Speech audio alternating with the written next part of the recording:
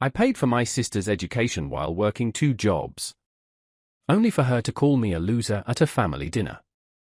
She was stunned when I stopped paying her rent, and even more shocked when I told everyone why she could no longer afford her so-called lifestyle.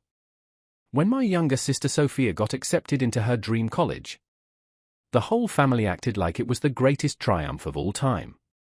My parents were beaming with pride. Sophia was already talking about the incredible career she was going to build. And me?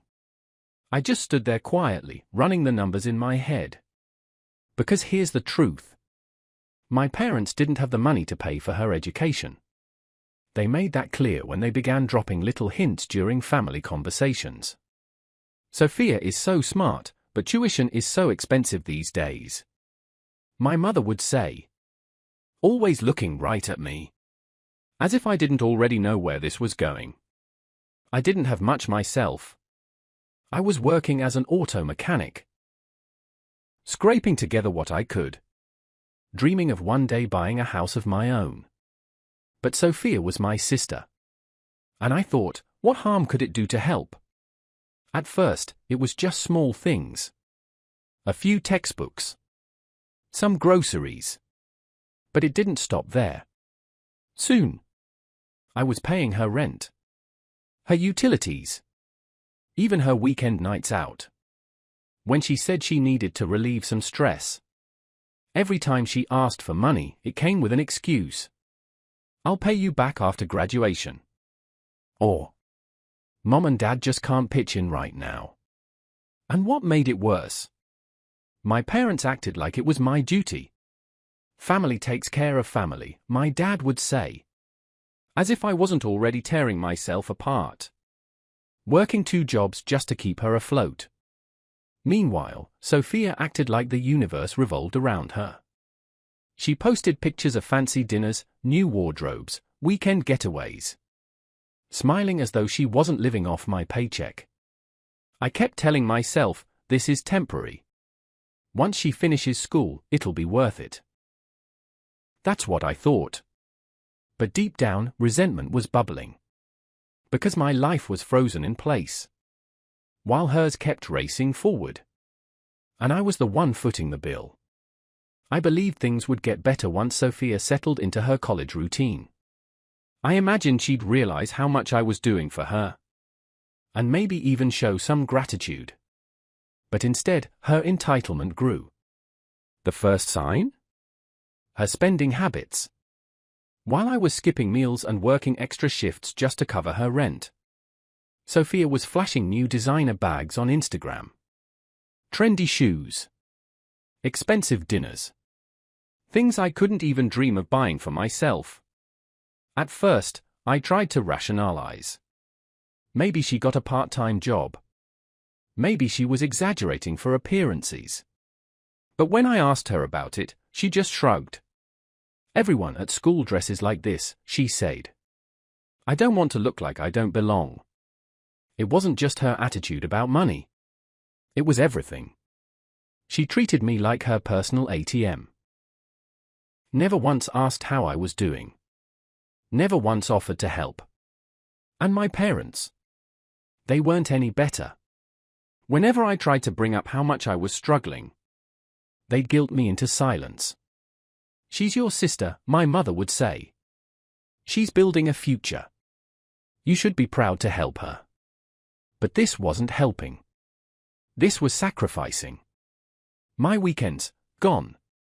My savings, gone. That house I always dreamed of? Forget it. Meanwhile, Sophia couldn't even be bothered to say thank you.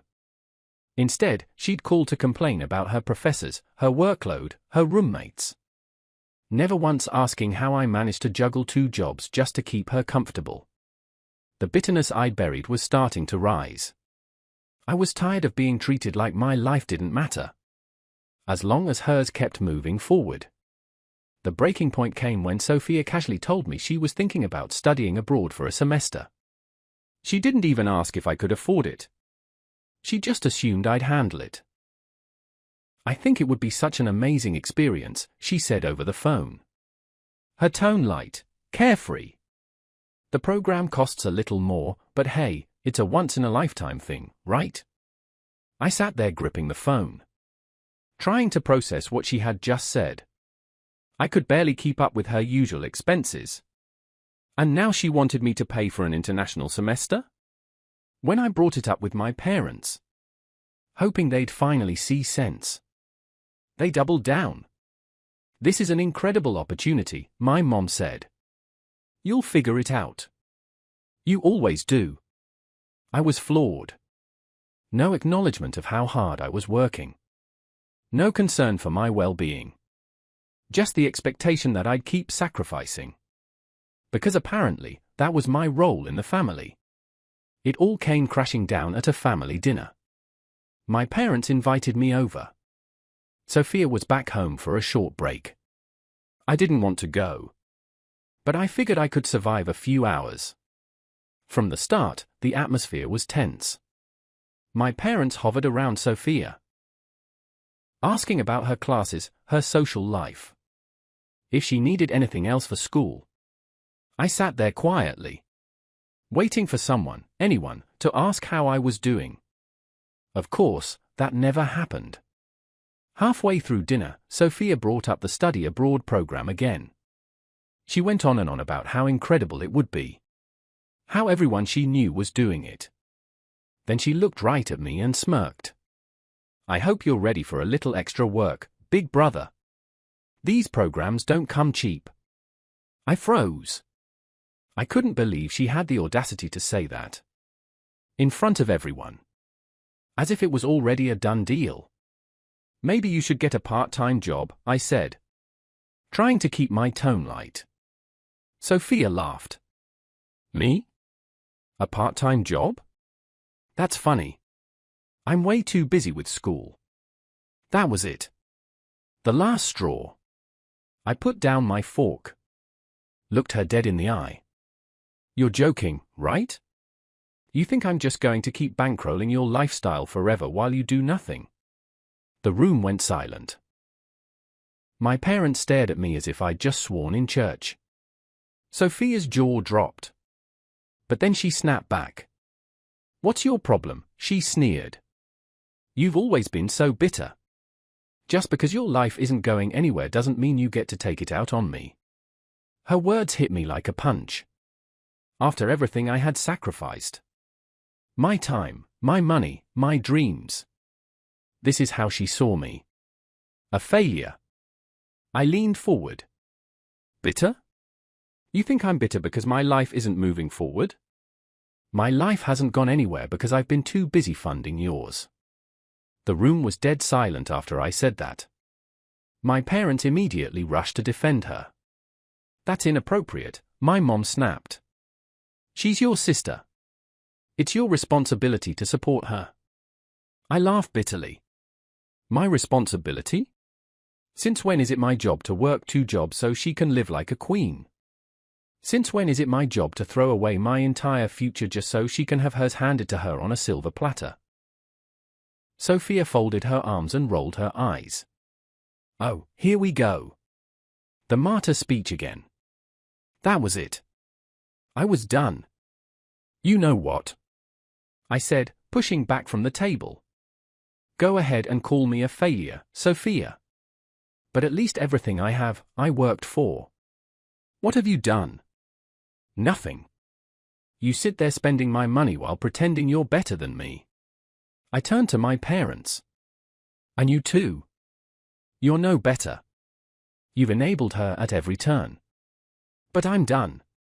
I'm not paying for her rent, her tuition, nothing. Not anymore." The silence was deafening. Sophia's face went pale. For the first time, she looked genuinely shocked. "You can't do this," she said, her voice shaking. "How am I supposed to live?" I grabbed my jacket. "Figure it out. I've been doing it for years. Maybe it's time you learned." And I walked out. The next morning, my phone blew up. First it was Sophia, sending passive-aggressive texts. "Thanks for ruining dinner. Hope you feel good about leaving your own sister stranded." When I didn't answer, the guilt trips began. You're really going to abandon me like this? After everything I've been through? I ignored every message. If she wanted to play the victim, she could do it without me. Then my parents got involved. My mom called first, her voice dripping with disappointment. I don't know what's gotten into you. Sophia needs your help. She's your sister. She's been my financial burden for years, I shot back. It's time she took care of herself. My dad wasn't any better. He called later that day, accusing me of being selfish. You're punishing her for no reason. What's she supposed to do now? Get a job, I said flatly. Like the rest of us. A week later, Sophia's landlord called me. Apparently, she'd told him I was responsible for her rent, and when the payment didn't come through, he came straight to me. She's not my problem anymore, I told him. You'll have to take it up with her. That must have been a wake-up call. Because a few days later, Sophia showed up at my apartment. She looked frazzled. Panicked, even. Not the confident, entitled person I was used to. You can't just cut me off, she blurted the second I opened the door. Yes, I can, I replied, leaning against the frame. She shifted from foot to foot. Like a kid caught in a lie. She wasn't used to hearing no. You don't understand, she pleaded. If you don't help me, I'm going to lose my apartment. I can't move back home, Mom and Dad don't have space for me. Not my problem, I said. Her jaw dropped. Not your problem? You're my brother. For years, I shot back, stepping closer. I've been more than a brother. I've been your safety net. Your ATM. Your excuse to avoid growing up. I worked 2 jobs so you could live your dream. And the one time I asked for respect? You called me a failure. Her eyes widened. She blinked, as if she couldn't believe what she was hearing. I didn't mean it like that, she stammered. I was upset. I wasn't thinking. You never think, I cut in.